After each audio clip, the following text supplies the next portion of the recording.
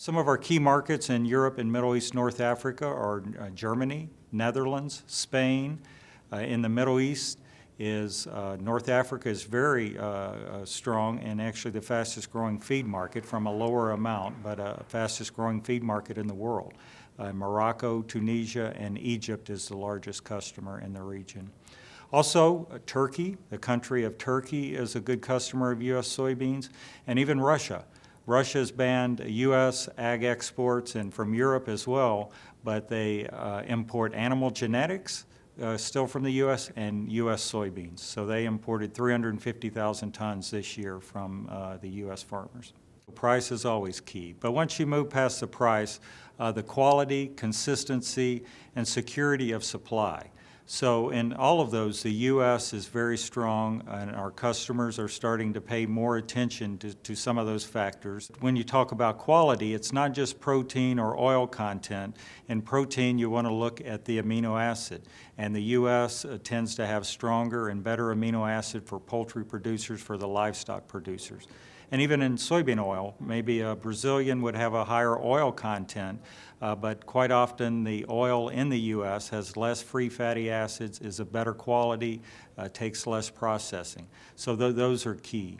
Along with those quality aspects, very much is in Europe is sustainability. In Europe, sustainability in the last 5 or 6 years has become a buzzword: conservation, responsible production.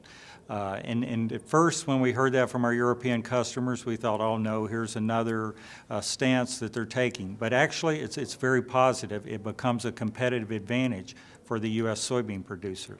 Our soybean farmers and farmers of all row crops have been working with conservation efforts since back in the Dust Bowl in the 1930s. So they've been building over the last 70, 80 years, improving conservation, improving sustainability.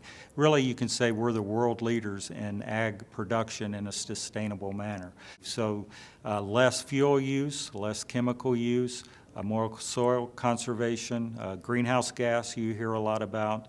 A big concern is on trees and forest, rainforest in particular. That's more of a South American concern. But our U.S. farmers do an excellent job in promoting a responsible, sustainable soybean production. One question we get a lot about in Europe is biotechnology.